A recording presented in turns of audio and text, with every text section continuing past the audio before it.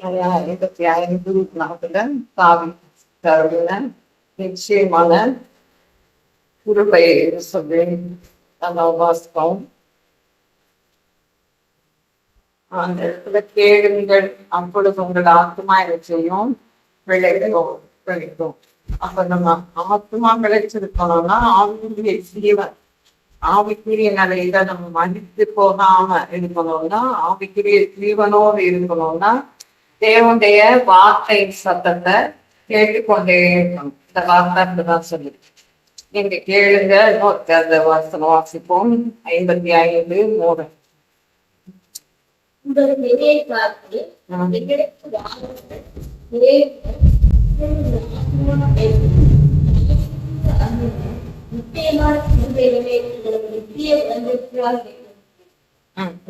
உடன்படிக்கையாக நான் உங்களுக்கு ஏற்படுத்துகிறேன். ஆண்டுடைய நிச்சயமாகவே என்று சொல்லி இந்த இடத்துல இந்த வார்த்தை இருக்கிறத நம்ம பார்க்கணும். நிச்சயமான கிருபைகளை ஆண்டுகள் செய்யவர் கொடுக்கிறவர். ஆனா நம்ம ஒன்னே ஒன்று செய்யணும். நம்ம என்ன செய்யணும்? செடிய சாய்த்து கேட்கிறது நம்ம வேலை. அதுல நம்ம கேட்கணும். கேளுங்கள் உங்கள் செடியை சாய்த்து, அப்பொழுது உங்கள் ஆத்மா என்ன செய்யும்? விளையும். ஆத்மா விளைக்கிறதுனா ஆத்மால இருக்கிறது நம்முடைய இதயத்துக்குள்ள இருக்கிறது ஆவிக்குரிய ஒரு நிலை. நம்ம ஆவியில தான் பார்த்து எப்பவுமே ஆவியில தான் ஆராதனை. ஆவிக்குரிய ஜீவனோடு இருக்க வேண்டும் என்றால் நம்ம கேட்டுக்கொண்டே இருப்பது மட்டும் இல்லை. கேளுங்கள் இருக்கு, ஒரு இடத்துல இருக்கு. அத்தை 7 இடத்துல கேளுங்கள் உங்களுக்கு அப்போ கொடுக்கப்படும், தட்டைகளை பொழுது திறக்கப்படும். கேட்டுக்கொண்டே இருங்கள் என்று சொல்றத. ஆனா தேவ சத்தத்தை எனக்கு இந்த வார்த்தை படித்த உடனே, ஆண்டவர் கொடுத்த இந்த வார்த்தை படித்த உடனே இது ஒரு வாக்கு சத்தமாக நம்ம எடுத்துக்கொண்டு நம்ம கேட்கணும். கேட்கும் போது தேவ சத்தத்தை, ஆனா கேட்டா மட்டும் பத்தாது, ஆவிக்குரிய ஜீவனோடு இருக்கணும். ரெண்டாவது விஷயம் ஆவிக்குரிய ஜீவன் அது எடுக்கணும். முதல்ல கேட்கணும். கேளுங்கள், ஆவிக்குரிய ஜீவனோடு இருக்க வேண்டும். அடுத்துதான் தேவ சத்தத்தை கேட்டுக்கொண்டே இருக்க வேண்டும். மூணாவது விஷயம் என்னது? அது ஆவிக்குரிய ஜீவன் இருக்கிறதா? அந்த ஆவியில செத்துக்கிறதுல என்ன இருக்காது? தேவ சத்தம் எனக்கு கேட்காது. எவ்வளவு பெரிய மயிருக்கு எவ்வளவு ஸ்பீக்கர் வச்சு சொன்னாலும் எனக்கு செய்யாது. சத்தம் அதான் ஒரு இடத்துல பைபிள்ல இருக்கு. செருக்குகிரியனை போல. செருக்குகிரியன் இன்னொரு வார்த்தை கூட நான் உனக்கு வந்த வார்த்தையை எழுதிச்சேன். பைபிள்ல இருக்கிற வார்த்தை தான் செருக்குகிரியன அது ஓமையா சொல்லப்பட்டிருக்கிறது. அப்ப நம்முடைய ஆத்மா பிழைய வேண்டும் என்றால் அவ்வளவுதான். அப்பதான் நிச்சயமான கிருபையை கொடுப்பார். இது 5வது மாதம், புதிய மாதம். இந்த 2வது நாள் அந்த நிச்சயமான கிருபைகளை ஆண்டவர் அப்பதான் என்ன செய்வாரு? கேட்டுட்டே இருப்பாரு. இந்த 3 விஷயம் இருக்கணும். என்ன விஷயம்? கேட்கணும். அடுத்து ஆவிக்குரிய ஜீவன் இருக்கணும். 3வது தேவ சத்தத்தை, அந்த ஆவிக்குரிய ஜீவன் சாகாம இந்த ஆவி மனுஷன் இருந்தாதான், என்னுடைய ஆவிக்குரிய நிலை இருந்தாதான் எனக்கு தேவ சத்தம் கேட்க. இல்லைன்னா கேட்காது. அதுங்க பேருக்கு தேவ சத்தமே செய்யறதில்ல. கேட்கணுங்கிற அந்த ஆசையே இல்லை. ஏன்னா அவங்க ஆவிக்குரிய நிலையில செத்து கிடக்கிறார், மதித்து கிடக்கிறார். அப்ப ஆவிக்குரிய ஜீவனோடு நம்ம இருந்துட்டே இருந்தாதான் தேவ சத்தத்தை நம்ம கேட்டுக்கொண்டே இருக்க முடியும். கேட்டுக்கொண்டே இருக்கணும். நான் ஓயாம இங்க வரணுமா? தேவ சத்தம் கேட்கறது அப்படியா? அப்படி இல்லை. நீங்க என்ன செய்யணும்? கேட்கணும். செடி சாய்ப்பு. இன்னொரு மத பத்தி கண்டு வருங்க என்று கேட்கும் போது சாய்ப்பு என்னிடத்தில் வாருங்கள், கேளுங்கள், அப்பொழுது ஆத்மா கிடைக்கும். வாருங்கள், கேளுங்கள், அப்பொழுது உங்கள் ஆத்மா கிடைக்கும்.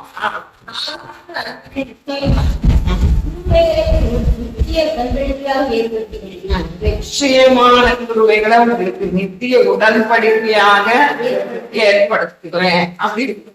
இது புது உடன்படிக்கையின் காலம். இது புது கிருபையின் காலம். ஆண்டவர் புதிய உடன்படிக்கை இந்த காலத்துக்குள்ள இருக்கிற நம்ம தேவ வார்த்தையை கொடுத்து ஆண்டவர் என்ன செய்யறாரு? அந்த ஆவிக்குரிய ஜீவன் உயிர் இருக்கிறவங்களுக்குள்ளதான் தேவ வார்த்தை வரும் பொழுது அந்த தேவ வார்த்தை அவங்களுக்கு கேட்கும்னு சொன்னேன். அதைதான் நான் திரும்ப திரும்ப சொன்னேன். அப்ப தேவ வார்த்தையை நம்ம எப்படி கேட்கணும்? நம்ம அவரிடத்துல வரணும். எங்க இருந்தாலும் இருக்கிற இடத்துல அவரிடத்துல போகணும், அவரிடத்துல வந்து அல்லது அவரிடத்துல அமர்ந்து நானே தேவன் என்று அறிந்து கொண்டது. அப்ப கொஞ்சம் நம்ம அமைதியா இருந்தாதான், அதான் 24 மணி நேரம் வேலை செஞ்சுட்டு இருந்தா இல்லை, கொஞ்ச நேரம் அமர்ந்து அவர் பாதத்துல அமர்ந்து இருந்தாதான் நம்ம அவர் தேவன் நம்ம கண்டுபிடிக்க முடியும். அவர் சத்தம் அவர் குரல் கேட்கும். நமக்குள்ள ஆவியில அமைதி இல்லைன்னா ஒண்ணுமே கேட்காது. ஆவியில செத்துக்கிறதுனா உயிரே இல்லாம சரீர பிரகாரமான சொல்றது சாப்பிடலன்னா நமக்கு எப்படி இருக்காது, பேச கூட முடியாது. அதுதானே, பேச முடியாது. சரி வளைய இல்லாத மாதிரி பேச கூட நான் ஏதாவது ஒரு சிலருக்கு பேச வருமானம் நான் பொதுவா சொல்றேன். அப்போ நமக்கு என்ன வேண்டியது இருக்கு, சரீரத்துல நமக்கு சக்தி இருக்க வேண்டியது. நமக்கு ஆண்டு கொடுத்திருக்கிறாரு சலைவாக உண்மையிலேயே சும்மா சுரந்துட்டே இருக்கும். அங்க கூட ஒரு இதே இல்லைன்னா என்ன இருக்காது. ஆமா, அந்த சலைவாக உண்மையில உண்மைக்கூடிய ஒரு பேலன் அந்த ஆற்றல் வரணும்னா நம்ம என்ன செய்யறோம், நமக்கு சத்தானோட சாப்பிட்டாதான் அந்த எனர்ஜி இது சாப்பிடும். அதை விட அதை வாழ்ந்துக்கு நம்முடைய ஆவி நிறைய என்ன செய்யணும், சத்தா இருக்கணும், உயிரை இருக்கணும். மறைத்து போன நிலையில காணப்பட கூடாது. அப்பதான் நம்ம அமைதியா இருந்து அவனுடைய பாதத்துல அமர்ந்தாதான் ஒரு வார்த்தையில இருக்க ஜீவன் உங்களுக்கே வரும். நீங்க ஒரு மூலையில இருக்கலாம், ஒரு கிச்சன்ல இருக்கலாம், வார்த்தை மேல மாஞ்சோட நீங்க ஆண்டுகளுக்குள்ள வாழ்ந்து என்ன செய்யணும், கேட்கலாம். எந்த காரியத்தையும் நம்ம என்ன செய்யலாம், கேட்கலாம். கேளுங்கள், அவனிடத்துல சொல்லிருங்க. அப்படின்னா அவனுக்கு நிச்சயமான புது உடன்படிக்கையில் இன்னொரு வார்த்தை அந்த இடத்துல இருக்கு, உடன்படிக்கைங்கிற ஒரு வார்த்தையே. அப்ப புது உடன்படிக்கையின் காலத்துல ஆண்டவர் என்ன செய்வாரு, வெளிப்பாட கொடுப்பார். வெளிப்பாடுன்னா என்னது, வெளிப்பாடுன்னா என்னது, ஆண்டவர் அவரையே வெளிப்படுத்துவார்.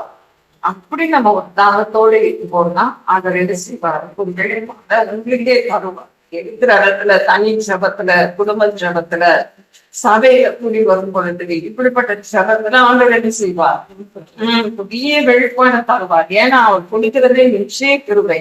அதுவே அந்த வார்த்தையில அதுவும் அடைக்கிறது, நிச்சய கிருபைகளை கொடுப்பாருன்னு சொல்லி. இப்ப நிச்சயமா அவர் கொடுக்கிற கிருபைகள், நீடித்திருக்கிற கிருபைகள் என்ன செய்யும், நான் உன்னுடைய ஜபத்தை தள்ளல, என் கிருபையை உன்னை விட்டு விலகல. ஆண்டவர் நான் வீட்டுல இருக்கும் பொழுது பேசினேன், உன் ஜபத்தை நான் என்ன செய்யல, தள்ளல, என் கிருபையை உன்னை விட்டு விலகல. அப்ப ஆண்டவர் சொல்றாரு, மலை விலகினாலும் பகவத நினைப்பேன், என் கிருபை உன்னை விட்டு விலகாது என்று ஒரு மேல மனதுருகிற கர்த்தர் சொல்லுகிறார். சமாதானத்திற்கு உடன்படிக்க அந்த இடத்துலதான் இருக்கு. உடன்படிக்கை நிலை பெறாமலும் இருக்கும்னு சொல்லிட்டு. சரி, ரோமர் 8:14 காரியம் 14 வசனம். ஆவியானவர் அந்த உணர்விலிருந்துதான் ஆண்டவர் என்ன செய்வார். நம்ம ஆண்டவர் பேசுறத, ஆவியில பேசுறத நம்ம எப்படி உணரலாம்? இப்ப நம்ம செஞ்சுட்டு பார்த்தோம், 1000 காரியங்கள் இருக்கலாம். ஆனா அது மத்தியில நம்ம ஆவியில அவர் பேசுறாருங்கிறத எப்படி உணர முடியும்? அப்ப இருதயத்திலுள்ள அந்த ஆவியில தான் அவர் பேசுறாரு. அதை எப்படி உணர முடியும்? உங்களுக்கு 1000 காரியங்கள் இருக்கலாம், இப்படி செய்யலாம், அப்படி செய்யலாம். 1000 ஒரு 10 எடுத்துக்குவோமே, இப்படி செய்யலாம். அதெல்லாம் என்னது, நம்ம மனசு யோசித்து சொல்றது.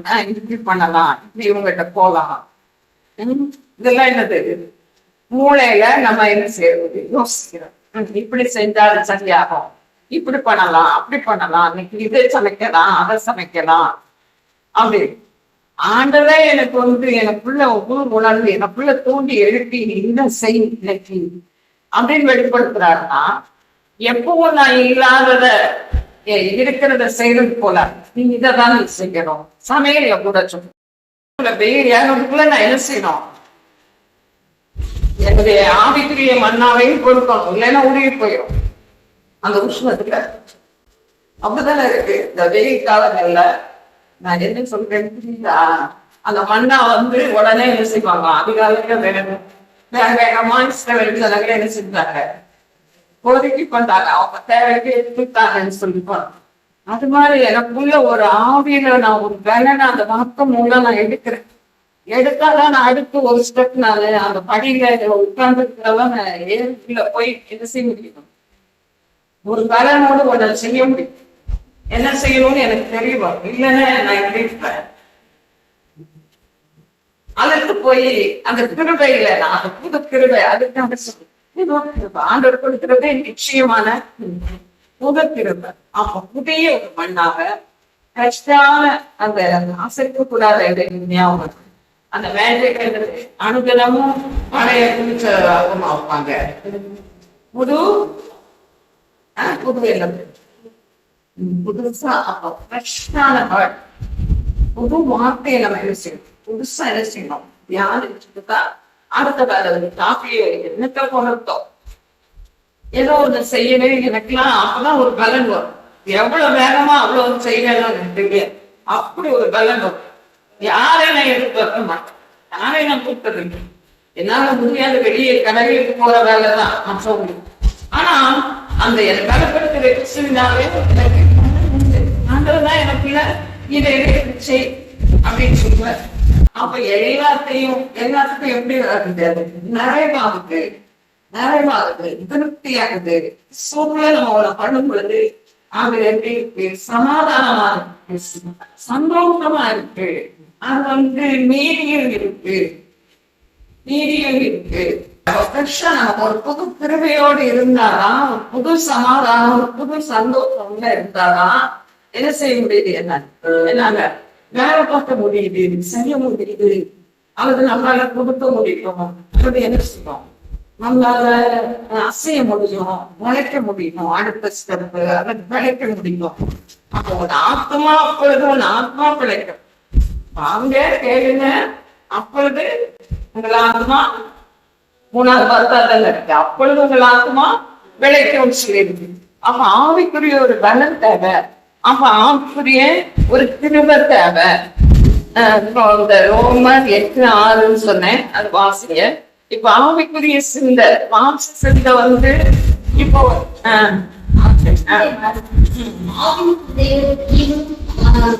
சமாதானம் இருக்கும். ஏதாவது ஒரு காரியத்தை நான் செய்யறதுக்கு என்ன இருக்கும், எனக்கு சமாதானம் இருக்கும், அமைதி இருக்கும்.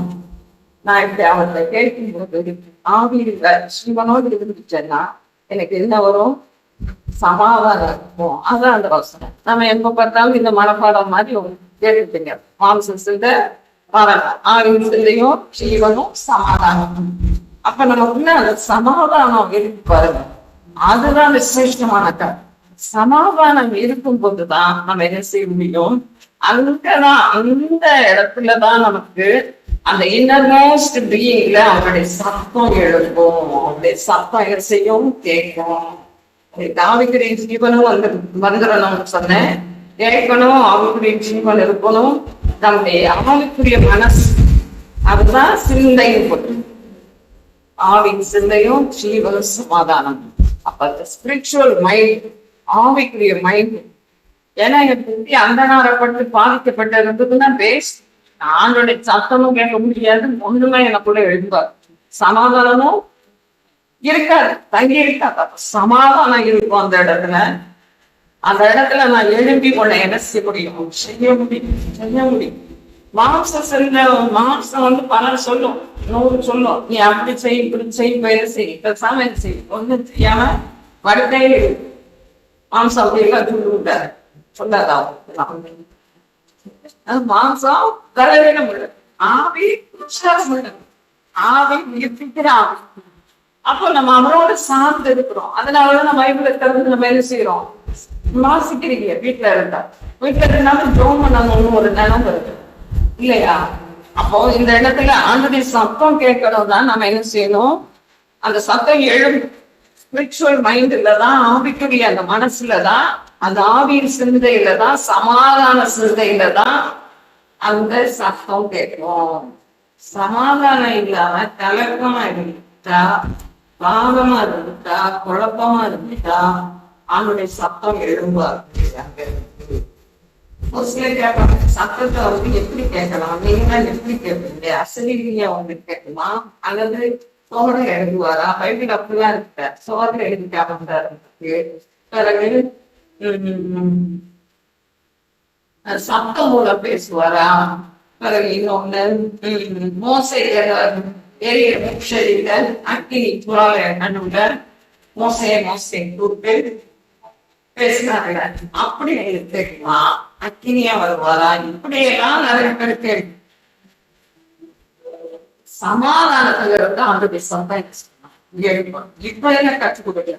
சமாதானம் இருந்தா, அமைதி இருக்கிற இடத்துல இருந்தா அந்த சந்தேகம் மாதாண்டோட புரிந்த வெளிப்பாடு. நீங்க கிளம்பி வந்துச்சு, இப்ப ஓடி வந்தீங்க, ஒரு கலக்கத்தோட வந்துச்சு, சமாதானம் இல்லைன்னா அந்த சத்தம் செய்ய முடியாது, கேட்க முடியாது. அது ஆவியில ஒரு உயிரற்ற ஒரு நிலை. அல்லது கிறிஸ்துக்குள்ள நம்ம கிறிஸ்துக்குள்ள புது நீங்க அவர்தான் அந்த சொல்றதுக்கு ஏன்னாரு. மறுபடியும் அந்த வார்த்தை வருது. கிறிஸ்துக்குள்ள நான் ஜெபம் பண்ண போது சொன்னேன். கிறிஸ்துக்குள்ள ஈஸியா சொல்லுவோம், பழையவைகள் எல்லாம் ஒளிந்து போய்க்கிறது எல்லாம் எனக்கு புதிதா இருக்கு. நான் புது சிருஷ்டி. கிறிஸ்துக்குள்ள நான் ஜெபம் பண்ண போது சொன்னேன். கிறிஸ்துக்குள்ள ஈஸியா சொல்லுவோம், பழையவைகள் எல்லாம் ஒளிந்து போய்க்கிறது எல்லாம் எனக்கு புதிதா இருக்கு. நான் புது சிருஷ்டி. கிறிஸ்துக்குள்ள நம்ம என்ன புது சிருஷ்டி. கிறிஸ்துக்குள்ள புது சிருஷ்டி. அன்னைக்கு ஆண்டவர் எனக்கு சொல்லி தந்த பழகம் நம்முடைய உள் நோக்கம், பழைய உள் நோக்கம், பழைய தன்மை, பழைய கோணம், பழைய ஜென்ம சுவாபம், அதாவது பழைய கலாச்சாரம், பழையவைகள்னா சில கதைகளை நான் அதை எழுதி வச்சிருக்கேன், நோட்ஸ்ல எழுதி வச்சிருக்கேன். அப்ப எல்லாம் புதிதா இல்லை. கிறிஸ்துக்குள்ள புது மாற்றம். கிறிஸ்துக்குள்ள இருந்தாதான் எப்படி இருக்கும்? புது சிருஷ்டி நம்ம சொல்றோம்ல. பழையவைகள் எல்லாம் நான் பழைய துணியா, பழைய கட்ச நம்ம தலைக்கடி போடுற மாதிரி அப்படி இல்லை. நான் அதை வந்து பழைய எல்லாம் வீட்டு சொல்லுவோம். சுவாபத்தை குறிக்குது, பழக்க வழக்கங்கள், உங்களுடைய நோக்கம், உள் நோக்கம் முன்னாடிலாம் வேற மாதிரி இருந்துருக்கு. கிறிஸ்துக்குள்ள வந்த பிறகு உங்க நோக்கம், உங்க பார்வை, உங்க செயல்லாம் கொஞ்சம் எப்படி இருக்கும்? கொஞ்சம் இல்லை, முழுசுமாவே எப்படி வித்தியாசமாதான் இருக்கும். புதுசா மாறி இருக்கணும். அப்பதான் நான் கிறிஸ்துக்குள்ள இருக்கிறேன்னு அது சொல்ல முடியும். இல்லைன்னா நான் கிறிஸ்துக்குள்ள இருக்கிறவன் அது மாற நீங்க யோசிக்கல. ஆப்போசிட்டா கிறிஸ்துவுக்கு வெளிய புறமே இருக்கிறவர்களை குறித்து தீர்ப்பு செய்கிறது எனக்கு காரியமா அப்படிங்கிறார் பவுல். அப்போ புறம்பான கிறிஸ்துவுக்கு வெளியே இருக்கிறவங்கன்னு சொல்லி அர்த்தப்படுது. ஒரு வசனம் கொலோசியர் 3:15 அதுல இருக்கு, தேவ சமாதானம் உங்களை ஆளுமை செய்ய கடவுள். தேவ சமாதானம் நடந்து இருந்தாதான் நம்ம சத்தம் கேட்க முடியும்னு சொன்னேன். அதோட ஒருத்தராதான் வரும் தேவ சமாதானம் உங்கள் இருதயங்களில் ஆளப்படுகிறது. இதற்கென்றே நீங்கள் ஒரே சரீரமாக அழைக்கப்பட்டீர்கள். இதற்கென்றே நீங்கள் ஒரே சரீரமாக அழைக்கப்பட்டிருக்கிறீங்க. ஒரே சரீரம் சரீரமாக சபையை குறிப்பிட்டு சரீரம் வேற இருக்குது. நம்முடைய ஆத்மா சரீரம் 3 பகுதிகள் அடங்கியிருக்கு. இதற்கென்றே நீங்கள் ஒரே சரீரமாக சமாதானம் உங்களை ஆளுகை செய்கிறதுக்கு தான் நீங்க ஒரே சரீரமாக, ஒரே சபையாக, ஒரே குழுவாக, அல்லது ஒரே ரத்தத்தினால.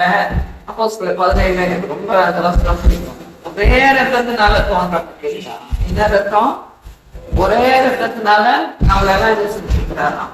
வீட்டுல இருந்து ஒரே ரத்தத்தை சிந்தி நம்மள எல்லாம் பூமி வசனம் 8வது வசனம் 17வது அதிகாரத்துல இருக்கு. இப்போ இந்த 13-15 சமாதானம். அப்ப நம்முடைய சிந்தையில ஜீவன் இருக்கணும்னே சமாதானம் இருக்கணும். அப்பதான் தேவ சத்தம் கேட்கும், தேவ சித்தம் செய்ய முடியும். அப்பதான் ஆண்டவர் வழி நடக்கும். சிலர் வந்து வழி நடக்கிறதெல்லாம் எப்படி மாறி மாறி எப்படியோ போன மாதிரி என்னன்னா மூளையில யோசிச்சு மைண்ட் கிடையாது. Physical mind. பிசிக்கல் மைண்ட்னா எப்படி சொல்றது? மாம்ச சிந்தை. என்ன செய்யணும்? இன்னைக்கு வந்துச்சா இந்த நாள் நான் இந்த வேலை செய்ய போறேன்.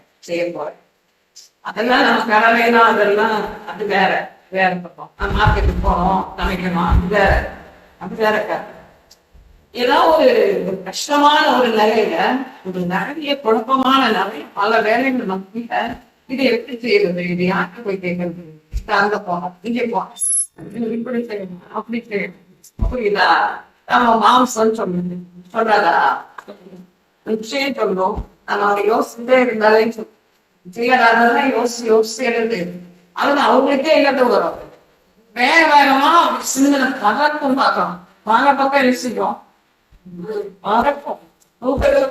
தூக்கத்திலே உங்களுக்கு எத்தனை வரும்?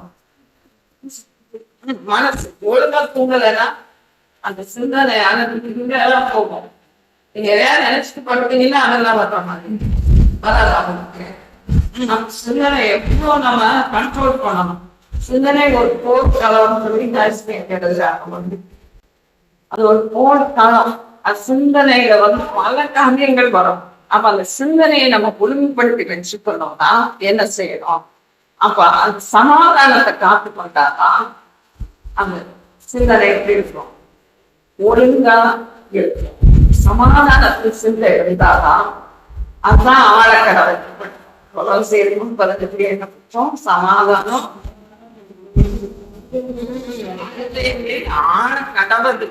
ஆழக்கடவது. அப்ப ஆண்டு நடத்துறதே என்னது?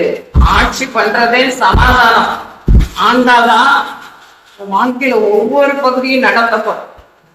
உங்களுடைய சரீர பிரகாரமான சுகமா இருக்கலாம், அல்லது நீங்க எங்கேயோ போகணுமா, ஏதோ செக் பண்ண போறீங்க, அல்லது ஏதோ ஒரு ஆகார விஷயமா இருக்கலாம், அல்லது ஏதோ ஒரு காரியமா இருக்கு.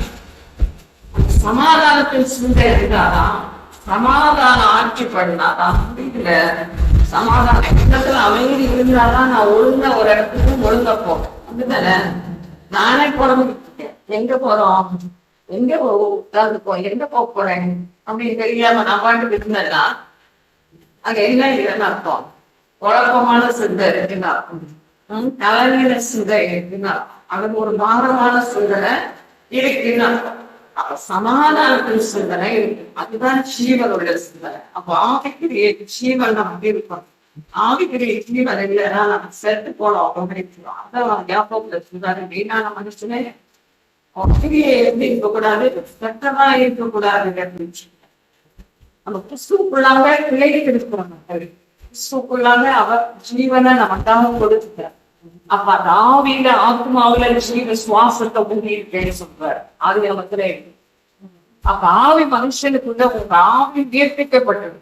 அது எல்லாம் வசனம். அக்கிரமத்தினால பாவத்தினால மதிச்சு கிடக்கும் எல்லாரும் தான். உங்களை ஆண்டவர் என்ன செய்தாரு? கிறிஸ்துவோடு கூட அவரோடு கூட உயிர்ப்பிக்கப்பட்டிருக்கு. எப்படி சில வசனம் உங்களுக்கு தெரிஞ்சு. அப்ப அவரோடு கூட உயிர் வந்துச்சு. அவர் உயிரோட இருந்த மாதிரி நமக்கு ஆவியில என்ன வந்துச்சு? உயிர்ப்பிக்கப்பட்டுட்டோம். உயிர் இல்ல, நான் செத்து கிடக்கேன், எப்பா நானு அப்படி நீ சுயப்படுதாமீங்களா? நம்ம இருக்க தேவையில்லை. அதுக்குதான் அறிக்கை பண்ணணும். இதுதான் விசுவாசத்தை என்ன செய்யணும்? காத்து கொள்ளணும். விசுவாசத்தை சுத்த மனசாட்சியில காத்து கொள்ளட்டு.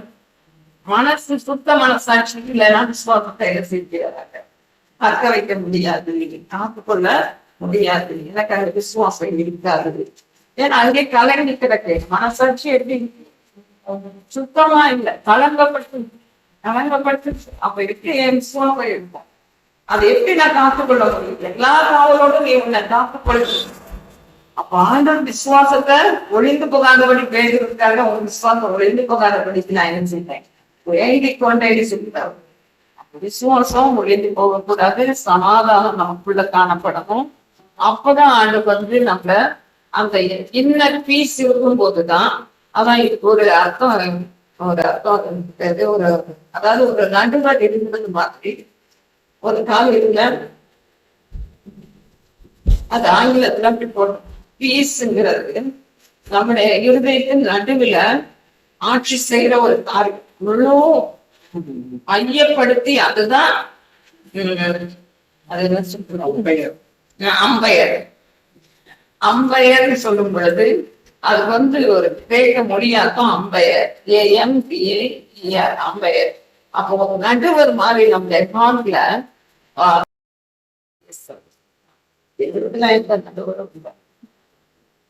சரி அதை குறிக்குதான் ஆங்கிலத்துல பார்க்கும் பொழுது அதுக்கு ஆம்பையர் போட்டு கொலோசியர் 3:15 கூடிய சமாதான ஆழக்கடவுள் இல்ல அவங்க நடுவரா. நடுவர் யாரு? நமக்கு நடுவர் யாரு? சமாதானம். சமாதான சிந்தனை, அமைதி சிந்தனை. அப்பதான் நான் அடுத்த ஸ்டெப் நான் செய்ய முடியும், சுகமா இருக்கணும். அவர் பலனா இருக்கு எனக்குள்ள புது பயிற்சி வர ஆரம்பிக்கும். புது காரியத்தை நான் செய்வேன். பழசெல்லாம் பிரிஞ்சு போயிருக்கும், அந்த இடத்துல புதுசா இருக்கும், எல்லாம் புதுசா மாறும். அப்போ பீஸ் தான், சமாதானம் தான் நம்மள என்ன செய்யும், வழி நடக்கும். அப்ப இந்த மாசம் முழுசும் ஆண்டவர் அந்த சமாதானத்தை கொடுத்து இதோட போதும் நல்லா புரிஞ்சுருக்கோம். இது நிறைய காரியம் இருக்கு, நாளைக்கு பார்க்கலாம் கத்த சித்தமானால். அப்ப ஆவியில எழும்புற சத்தம் ரொம்ப முக்கியமானது. ஆவியில எழும்புற சத்தம் எப்படி நம்ம கேட்கணும் அப்படின்னு சொல்லிட்டு கிருபையை காணும். அறியாத பார்த்து ஆண்டவர் என்ன செய்தார், கிருபை பெற்றவளே சொல்லணும். நம்ம அப்படியே ஆசைப்படணும். காலையில எழும்பணும்னு யாரு வாழ்க்கணும், ஒரு தூதன் ஆண்டோடைய வார்த்தை கேட்கணும். கிருபை பெற்றவளே வாழ்க்கை சத்தம் ஒன்னோடு கூட பேச மாட்டாரா, பேசுவாரு. அது உங்களுக்கும் எனக்கும் எல்லாரும் இருக்கான். அப்ப கிருபை பெற்றவங்களும் இருக்கணும். நான் உன் கூட இருக்கிறேன், பயப்படாத, நான் உன் கூட இருக்கிறேன். இப்படி சத்தங்களை எல்லாம் நம்ம செய்யணும், கேட்கணும். நாட்டுமா கிடைக்கும், உனக்கு நித்திய கிருபையை தர்றேன், புது கிருபையை தாரேன் அப்படின்னு கிருபையை தாரோம். அப்ப நித்திய உடன்படிக்கை நிச்சயமான கிருபை எப்படி நம்ம பெற முடியும், எப்படி பெற முடியும், அதுக்கு என்ன வழியா தான் நம்ம தெரிஞ்சுக்கணும். சரிங்க, சாய்த்து சரி சாய் கேடு கேடு. அப்ப அப்போ நம்ம கவனிச்சாதான். சில செத்து போன அதைதான் நான் முதல்ல சொல்லிட்டேன், அதைத்தான் திரும்ப நான் எழுதிட்டேன். எனக்கு அதை மட்டும் வாசிக்கிறேன். அப்ப செவி கொடுத்து சில கேட்டாததுனாலதான் அவங்க என்ன செய்ய முடியல, அவங்க பெற முடியல, திரும்ப என்ன செய்ய முடியல, ஜபத்துக்கு பெற முடியல. எதனால சரி சாய் கவனிப்பு. எத்தனை பேர் போனதுதான் நல்லா செய்யும், ஒத்தி வச்சு தேடலாம் சூடியே இருந்தாலும் சரி, எவ்வளவு நேரம் லெக்சர் அடிச்சாலும் சரி. ஆனா ஆண்டவருக்கு செவி சாய்ந்து தப்புன்னு சொல்லல. எல்லாரும் கேட்கலன்னா இதெல்லாம் தான் வச்சு கேட்போம், தப்புன்னு சொல்லல. ஆனா ஆண்டவருக்கு அதை விட முக்கியமா செவி சாய்த்து கேளு. அப்ப நம்ம செவி சாய்த்து நம்ம செவி கொடுத்தா, செவி கொடுக்கறத பற்றி நிறைய வசனம் இருக்கு, சங்கீதத்துல இருக்கு, தேசையால இருக்கு. என் ஜனமே நீ செவி கொடுக்க விரும்புவோம் அப்படின்னு 81 சங்கீதம் 81 மட்டும் வாசித்து சொல்லணும். சங்கீதம் 31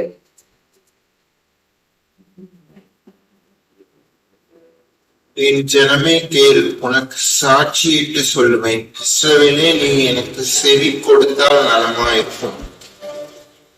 உனக்கு சாட்சியிட்டு சொல்லுவேன், நீ செவி கொடுத்தால் நலமாயிருக்கும். அதுல பின்னாலே நிறைய வசனம் வரும்ல, நீ அதை விரும்புன்னு சொல்லி வரும். நீங்க அதை போய் 81 சங்கீதம் படிச்சு பாருங்க. அப்ப ஆண்கள் சொல்றாரு 14 என் ஜனமோ என் சத்தத்துக்கு செவி கொடுக்கவில்லை, இஸ்ரவேல் என்னை விரும்பவில்லை. அப்ப இந்த இடத்துல மறுபடியும் பாக்குறோம் 81 எத்தனாவது வசனம்? 11 அடுத்து 13. என் ஜனம் எனக்கு செவி கொடுத்து இஸ்ரவேல் வழிகளில் நடந்தால் நலமாயிருக்கும். இதெல்லாம் ஆண்டுடைய சரி நடந்தா நம்ம என்ன நினைச்சிட்டு இருக்கோம், நம்ம வார்த்தையை யாராவது கவனிப்பாங்களா? என் வார்த்தைக்கு என்ன கீழ்படி நம்ம அவங்க ஏன் கீழ்படி இல்லைன்னா என்ன அர்த்தம்? என்ன அர்த்தம்? ஆண்டுடைய வார்த்தைக்கு கீழ்படிச்சாதான் நம்ம வார்த்தைக்கு என்ன செய்வாங்க, கீழ்படிவாங்க. நம்மளே ஆளுடைய வார்த்தைக்கு சரி சாச்சாதான். புரியுதா? நானே சரி சாச்சு கேட்கிறவளா இருந்தா, நானே திரும்பாதவளா இருந்தா, நான் மற்றவங்களுக்கு சொல்லி என்ன பிரயோஜனம்? பிரயோஜனமே இல்லை. நீ சரிசா என்னை கவனி கவனி. இப்ப நீங்க ஒரு அறிவுரை சொல்றீங்கன்னா அவங்க காலத்துக்கு கேட்டாதான், இல்லைன்னா சொல்லிட்டே இருக்கீங்களா? கேட்கலன்னா அனுமசனம் இருக்காது. நாளைக்கு பார்ப்போம். இருந்தாலும் அவங்க கேட்காம இருக்காங்க. இந்த அழைச்சிட்டாரு கண்ணெல்லாம் மூடிட்டாரு. அப்ப இப்படி எல்லாம் பார்க்கும்போது அப்ப நம்ம என்ன செய்யணும்? மகளிர் கேட்கணும். நிச்சயமா ஆண்டவர் பேசுவார். உணர்வு பெருமளமாக பேசுவார். அந்த உண்டான உணர்வுகளிலிருந்து ஆண்டவரை வார்த்தை செய்வோம். நிச்சயமா கிடைக்கும். அவனுடைய நடப்புகளை கிடைக்கும். நடப்புகளை கிடைக்கும். வார்த்தை என்ன செய்வாரு? நடக்குவாரு. திரும்ப கொடுத்து செய்வாரு, நடக்குவாரு. அந்த திரும்ப ஏற்பட்ட திரும்ப, புது திரும்ப, வெற்றியை திரும்ப, தனகால திரும்ப, மற்றவங்க தள்ளி போட்டிருக்கலாம், அப்பமா இருக்கலாம். ஆனா என் திரும்ப உனக்கு விலகாது, விலகாது. சமாதானம் வந்துட்டு பெயர்த்தே எடுக்க முடியாது. நிலை பெயராதுங்க. வார்த்தை புத்தி பெயராது. நிலை பெயராமலும் இருக்கும். யாரும் பேர்த்து கூட எடுக்க முடியாத திருப்ப. திருப்ப வந்து சிரமமான திருப்பம். அப்ப அந்த திருப்பதான் ஸ்தாபிக்கு சிங்காசனத்துக்கே கொண்டு போறதே இந்த தேவடைய திருப்பதான். அப்ப இந்த நாள்ல அதோட புது திரும்ப வேணும்ப்பா அப்படின்னு சொல்லி நம்ம கேட்போம். ஜோபம் அதெல்லாம் ஜோபம் பண்ண அந்த வார்த்தையை கவனிச்சு கேட்க வார்த்தை படி ஜோபம் சுவாசத்தோட அந்த நிச்சயமா சத்தம் கேட்கணும். நான் செஞ்ச சாய்ந்து நான் கேட்கிறேன், கவனிக்கிறேன்ப்பா. ஆத்மா பிழைக்கும். உன் ஆத்மா நிச்சயம் பிழைக்கும். ஆத்மா பிழைக்கும். அந்த ஆவிக்குரிய நிலையை அந்த ஆவிக்குரிய நிலை உயிருள்ள அந்த உயிரான நிலை, ஜீவன் வாய்ந்த நிலை. அந்த ஜீவன் எப்படியாக நம் கால் அடித்துக்கொண்டே இருக்கோம். அது போல அந்த ஆவிய நிலை எப்பவுமே இருந்துட்டே இருக்கணும். ஆவிக்குரிய நிலை, ஆவிக்குரிய ஜீவன், ஆவிக்குரிய உயிர் இருந்து கொண்டே இருக்க ஒவ்வொருவரோடு மற்றோம் பத்திரம் வாசிச்சோம். தம்பி எல்லாம் நீங்களும்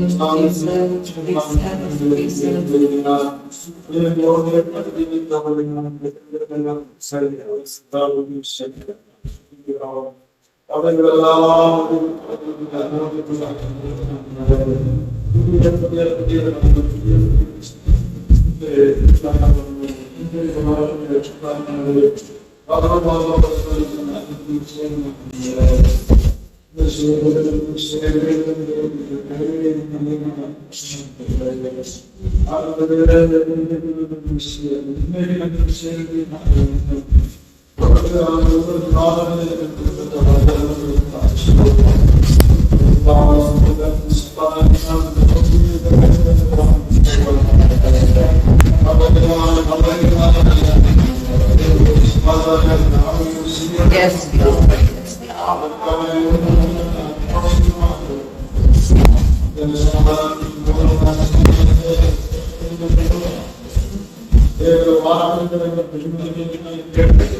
Yes,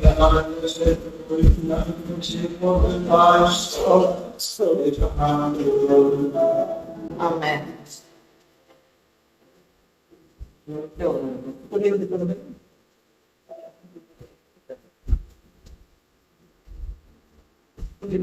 அத்தியாசிக்கணும் போல நம்ம அதை கைப்பற்ற முடியும். ஆண்டவர் இந்த சமாதான ஆளுகை சிந்தையும் சமாதானத்தை சிந்தை கொடுக்கும் அப்படியே விசுவாசத்தோடு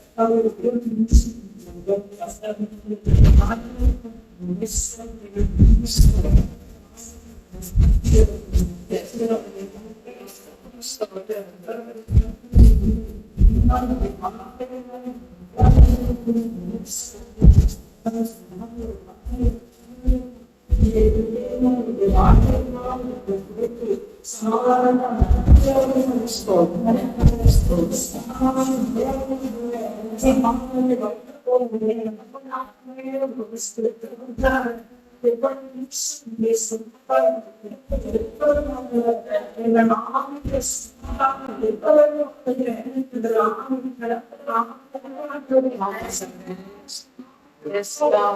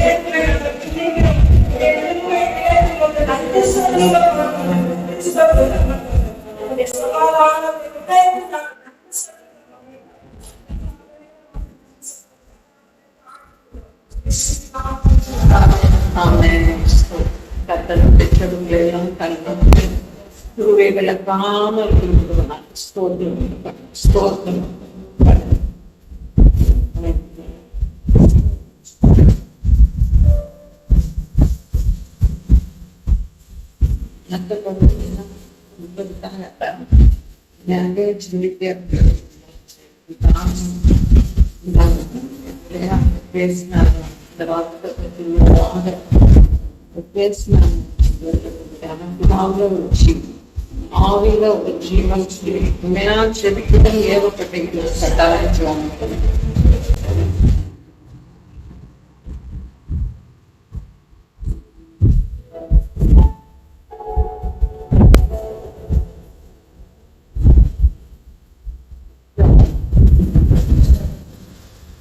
அல்லது உங்களுக்கு புரிந்ததை மட்டும் சொல்லணும்னு சொன்னாலும் சொல்லலாம் பண்ணிட்டாங்க வசனம் இதுல என்ன புரிஞ்சது அதை பண்ணீங்கன்னாலும் உங்களுக்கு அப்படியே பதிஞ்சு வீட்டுல போய் நல்லா இதை விட கூடுதலாவே நல்லாவே வெளிப்பாடு வரும் சொல்லுங்க வாய் தடவை சொல்லிட்டோம்னா நமக்கு என்ன செய்யணும் இன்னொரு தடவை பதிஞ்சிடும் ஆவிங்க ரெக்கார்ட் ஆயிடும் இப்போ சொன்னதை கவனிச்சது என்ன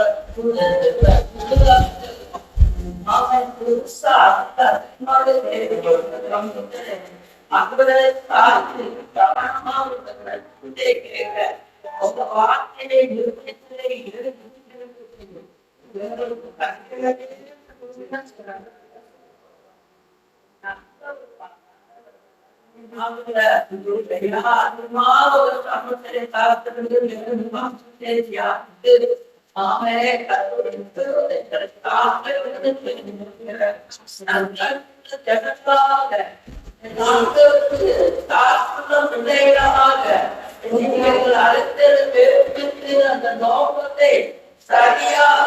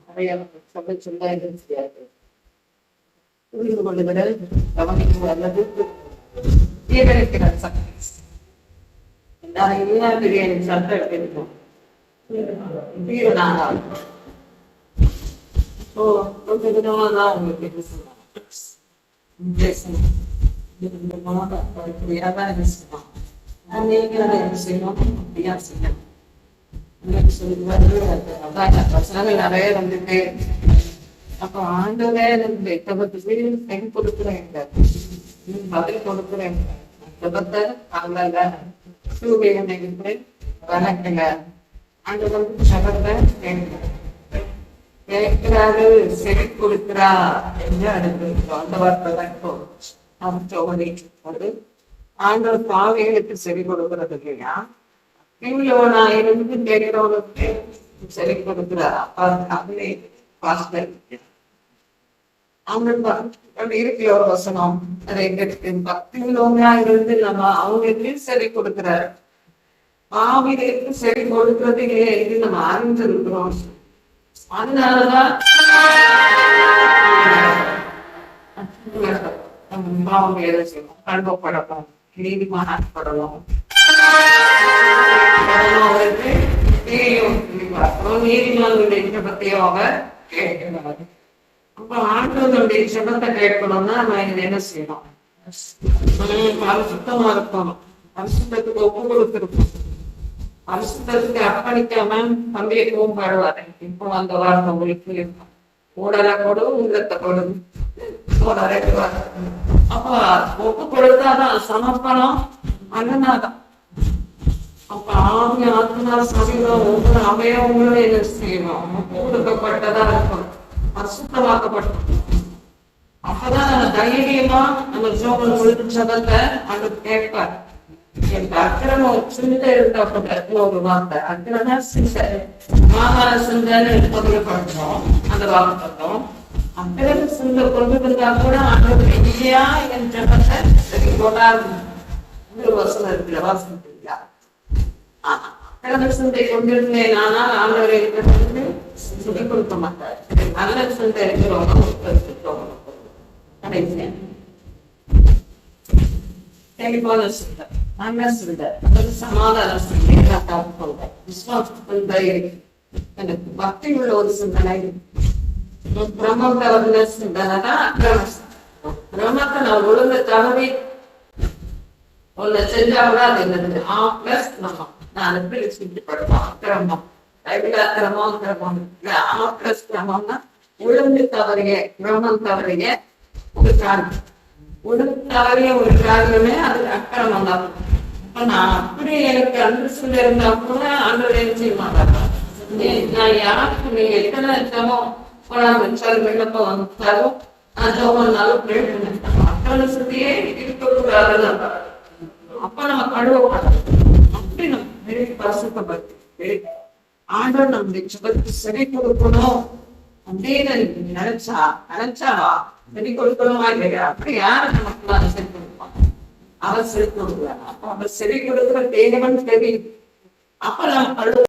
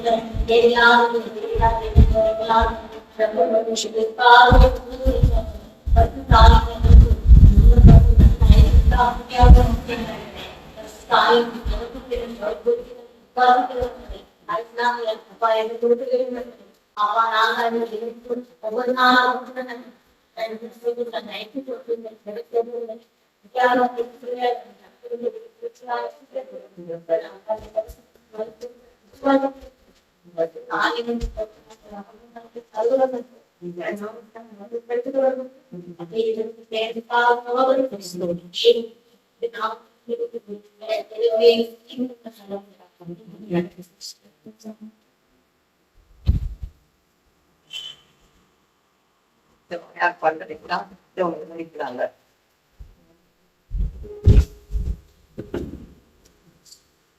யோவான் 11ஆம் அதிகாரத்துல இருக்கும் நினைக்கிறேன்.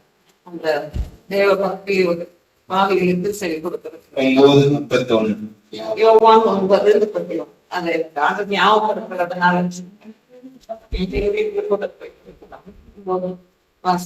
பாவிகளுக்கு தீமை செவி கொடுக்கிறது என்பதை அறிந்திருக்கிறோம். ஒருவன் தேவ பக்தி உள்ளவனா இருந்து அவருக்கு சித்தமானதை செய்தால் அவனுக்கு செவி கொடுப்பார். தேவ பக்தி உள்ளவனாகவும் இருக்கணும், அவனுக்கு சித்தமானதையும் செய்யணும். அதான் நம்ம வாக்குல நமக்கு வருஷம் சித்தம் எப்படி வெளிப்படும்னா ஆண்டவருடைய சத்தம் வெளிப்படும். சத்தம் எப்படி வெளிப்படும்? கவனிக்கணும். சரி சாய்த்து கேட்டாதான் ஆத்மா பிழைச்சிருந்தாதான், அந்த ஆவி மனுஷன்ல உயிர் இருந்தாதா, உயிர் இருந்தா உயிர்ப்பிக்கப்பட்டிருக்கிறோம். அவரோடு கூட கிறிஸ்துவோடு கூட அவர்களோட இருந்தாரு, நம்மளும் உயிர்ப்பிக்கப்பட்டிருக்கோம். அக்கிரமம் திருப்பி செத்துட்டோம், அக்கிரமத்தினால பாவத்தினால மறைச்சு கிடக்கிறோம். இப்ப என்ன வந்துச்சு? அவருக்குள்ள படைச்சு உயிர் ஜீவன் வந்துச்சு. அந்த உயிர்கள் இந்த கடைசியா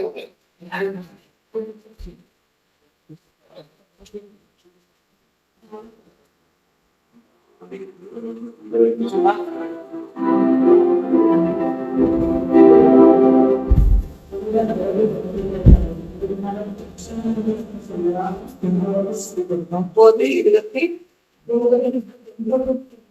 30 அப்போ சத்தத்தை கேட்கணும், சுத்தமான நேசிக்கணும், அதுதான் பக்திங்கிறது. இன்னும் பக்தி இல்லை. நான் பக்தி வாங்கினா அப்போ பக்தி உள்ளவங்க. அப்ப வீணான பக்தியெல்லாம் எழுதினாங்க. வீணா பக்தி பேசிட்டு பேசத்துக்கு சொல்லலாம், முதலத்துல சொல்லலாம். நான் தான் வந்து பக்தி இல்லை, நான் அவங்களாம் பக்தி எனக்கு அவங்க இப்படியெல்லாம் நம்ம பேசிட்டு இருக்கிற காலம் இல்லை. எது தேவை பக்தின்னு, காசு இல்லாத பக்தி, சுத்தமான பக்தி எதுன்னும் யாக்கோபு நிருபத்துல இருக்கு, பேதுருல இருக்கு. புதிய பாடலாம் வாசித்தீங்கன்னா பக்தி என்ன, காசு இல்லாத சுத்தமான பக்தி, வீணான பக்தி வீண் தான். பக்தினா உண்மையான பக்தி. மோகன்தாஸ் எப்போது சொல்லுவார், நம்ம தேசத்துக்கு ஜனங்கள் இந்து மக்களையே சொல்லுவார். எவ்வளவு பக்தி உடைய ஜனங்கள் சொல்லி சொல்லுவார். எவ்வளவு பக்தியா கொடுக்குறாங்க சொல்லுவாங்க. நாங்கெல்லாம் கூப்பிட்டு ஆளுவார். அதே போல நாங்கள் அப்ப எவ்வளவு பக்தி ஒரு கடவுள் அப்படின்னு சொல்லிட்டு எவ்வளவு பக்தி அவர் பல காரியங்கள் எல்லாம் செய்வோம்னு சொல்லுவார். அப்போ அந்த பக்தியை அவங்க என்ன செய்யறாங்க, அந்த நேசத்தை அவங்க கடவுள் மேல அந்த தெய்வத்துக்கு மேல என்ன செய்யறாங்க, பக்தியா அவங்க செஞ்சுட்டே இருக்கிறாங்க. அப்ப நம்ம பக்தி எங்க போச்சு, எங்கேயும் போகக்கூடாது. பக்தி வீணா போகக்கூடாது. உண்மையான அந்த தேவ பக்தி இருக்கணும்னு சொல்லி ஆண்டவர் விரும்புகிறார். இந்த பக்தி வயதாயிடுச்சு. எனக்கு எப்போ பக்தியில எது வயதாயிடுச்சு, ஆண்டவர் பேசுல இருந்துச்சு. பக்தி வயதாயிடுச்சு வந்துதான் என் ஆலயத்தை எப்படி எல்லாம் பண்ணாதீங்கன்னு சொல்லி அவங்க ஒரு பக்தி வயதாயிடுச்சு. அது மாதிரி அதையே வயதாச்சும் பவுனும் இல்லை. திக்ராத்தை பார்க்கும்போது திக்ராராதனை எங்கெல்லாம நான் போறேன். சரி சரி விடமா அவருக்கு அந்த இடத்துல என்ன வந்துச்சு, வைராக்கியம். அப்ப அப்படிப்பட்ட வைராக்கியம் என்ன செய்யணும், எழுமணும். இதுக்குள்ள எழுமணும். தேவ சத்தம் கேட்கணும்னா இருக்கணும். சரி முடிக்கலாமா? சங்கீதம் 66:18 விளையாடிலும் என் ஜெபத்தை தள்ளாமலும் தமது கிருபையும் ஜெபத்தை தள்ளாமலும்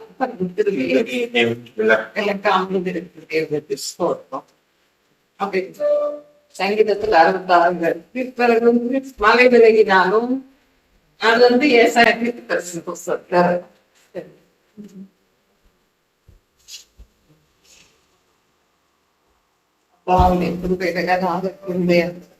சிறந்த கேட்டதுக்கான ஸ்தோத்திரம், வந்தவர்களுக்கான ஸ்தோத்திரம். இந்த 5வது மாதத்திலும் நீங்க நேசித்து எங்கள் ஆத்மாவை நேசித்து பேசின கொடுத்த வார்த்தைக்காக நன்றி. நாங்கள் உதாசனம் பண்ணி கொண்டு போகிற காலம் அல்ல. அனுஷ்டாசனமாய் உங்க சத்தத்தை உங்க போகல, எங்க போக வேண்டாம், எங்க போகணும் அப்படிங்கிறதெல்லாம் நீங்க சொல்லி தருவீங்கப்பா. பிரயோஜனமா இருக்கிறவங்க அந்த பாதைகள்ல நடத்துங்கப்பா. பிள்ளைகளை நடத்துங்க, அந்த குடும்பத்தை நடத்துங்க. பிரயோஜனமா இருக்கிறத போதைக்கு நீ நடக்க வேண்டிய வழியில உன்னை நடத்துகிற ஒரு தேவனாவே கட்ட நானேன்னு சொல்லி கேட்பான். எதை செய்யக்கூடாது, எதை செய்யணும், அப்பா எப்படி கவனிக்கணும், எப்படி கேட்கணும் அப்படிலாம் சொல்லித்தாங்கப்பா. என் பிள்ளைக்கு கற்றுக் கொடுங்க. இப்படிலாம் நமக்கு நானே கேட்பேன். ஆண்டவரே இன்னைக்கு வரைக்கும் நான் கேட்பேன். ஆண்டவரே எனக்கு தெரியலப்பா, நைட்டுக்கு தான் நான் அப்படியே அழுதுச்சு. ஆண்டவரே எனக்கு கற்றுக்காங்கப்பா, கற்றுக்காங்கப்பா, எதுக்கு எனக்கு சொல்லித்தாங்கப்பா, சொல்லித்தாங்கப்பா. நான் எல்லாம் அறியல எனக்கு சொல்லிடுறேன். எப்போ பார்த்து அது போல ஆண்டவரே திரும்ப கிடைக்கணும்னா நம்ம அப்படி பார்ப்போம். நம்ம அவங்க சமூகத்துல போகும் பொழுதுதான் அவ்வளவு பெரிய வராது. அதனால மிகவும் தாழ்மையோடு நம்ம பக்தி வீணா இருக்கக்கூடாது. ஏன்னா அவர் ஜெகத்தை தள்ளலன்னு சொல்றாரு, திரும்பிய விளக்கலன்னு சொல்றாரு, சமாதானத்தின் உடன்படிக்கை நிறைவேறாம இருக்கும்னு சொன்னாரு. அதனால ஆண்டவன் தம்முடைய போதின பதார்த்தத்தை விட கிருபை மிகவும் சிரமமானது, பலமானது. இருதயத்தை ஸ்திரீப்படுத்துகிறதே, சிரமப்படுத்துகிறதே, ஸ்ட்ராங் வைக்கிறதே. நல்ல ஹார்ட்டை இருதயத்தை நல்ல ஸ்ட்ராங்கா வைக்கிறதே கிருபைதான். கிருபைதான். அதுதான் அந்த வசனத்துக்கு அர்த்தம். கிருபையினாலதான் இருதயம் ஸ்திரப்படுதான், ஸ்திரப்படுதான், ஸ்திரப்படுதான், ஸ்ட்ரென்தன் பண்ணப்படுது, பலப்படுத்தப்படுது. வாழ்க்கைக்கே ஆதாரமான கிருபை. ஆண்டவரே, அந்த புது கிருபை, அந்த புது கிருபை என்று சொல்லி தாழ்த்துவீங்களா? எல்லாரும் ஒப்புக்கொடுத்து, உங்களை ஒப்புக்கொடுத்து, இப்பொழுது தாழ்மையோட அதே கிருபை அளிக்கிறார், அதே கிருபை அளிக்கிறார், அதே கிருபை எதிர்த்து நிற்பவர்களுக்கு அல்ல, தாழ்மை உள்ளவர்களுக்கு, பெருமை உள்ளவங்களுக்கு அவங்க எதிர்த்து நிற்பார். பெருமை இருந்துச்சுன்னா எதிர்த்து நிற்பாரா? மனத்தாழ்மையை அணிந்து கொள், மனத்தாழ்மையை அணிந்து கொள், மனத்தாழ்மையை அணிந்து கொள்ளுங்கள். ஓ பிரியா சங்கயா தானியா சேதனே கோரே காமியா தருமாயா ரிமாலா ஸ்டாந்தர வேகரபா சீகரபா கந்தரபா கமரபா. Yes Lord, yes Lord. பெரியவர் திருமுன்னால ஓ ராகதலவா நாக்கு ஆண்டவரே ஷலபகமலபா எங்கள் தாழ்த்துகிறோம், தாழ்த்துகிறோம், அர்ப்பணிக்கிறோம் ஆண்டவரே. ஷமாதீனகலபரதலபா. Thank you, Holy Spirit. பெரியவர் எனக்குள்ளே, மிகவும் பெரியவர் எனக்குள்ளே, ஒருவராய் பெரிய அதிசயம் செய். பெரியவர் எனக்குள்ளே, இயேசு பெரியவரே, இயேசு பெரியவரே, என்றும் என்றும் ஜீவிக்கின்ற இயேசு பெரியவரே, என்றும் என்றும் ஜீவிக்கின்ற இயேசு பெரியவரே.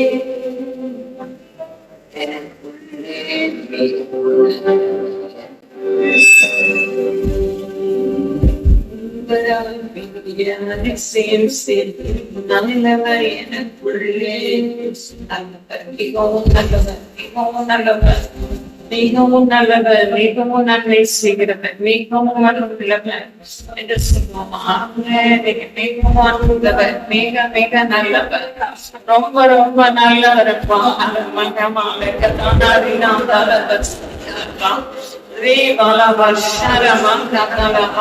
மிக மிக சிறந்தவரப்பா என்று சொல்லி போற்றுகிறோம் ஆண்டவரை, வாழ்த்துகிறோம், மணங்குகிறோம் ஆண்டவரை. இப்பட்டு இந்த ஜெப வேலையை ஆசீர்வதித்து கொடுத்ததற்காக ஸ்தோத்திரம். இந்த 5வது மாதத்தை நீங்க ஆசீர்வாதம் கொடுத்து விட்டதற்காக ஸ்தோத்திரம்.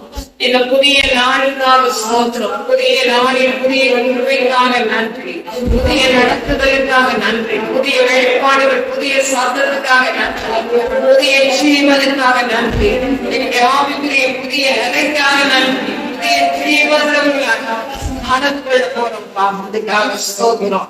அப்பா, ரத்தத்தின்கீழாக எங்களை அழைத்துக் கொண்டதற்காக ஸ்தோத்திரம். நாமளும் அழைந்து கொள்ளும். அப்பா, கண்மலையின் வெடுப்புக்குள்ளே தந்திர புறாவை போதும் புறாக நாங்கள் பொழிந்து கொண்டிருக்கிறோம், அழைந்து கொண்டிருக்கிறோம். எந்த தீங்கு தொடாது அணுகாததற்காக ஸ்தோத்திரம். நன்றி.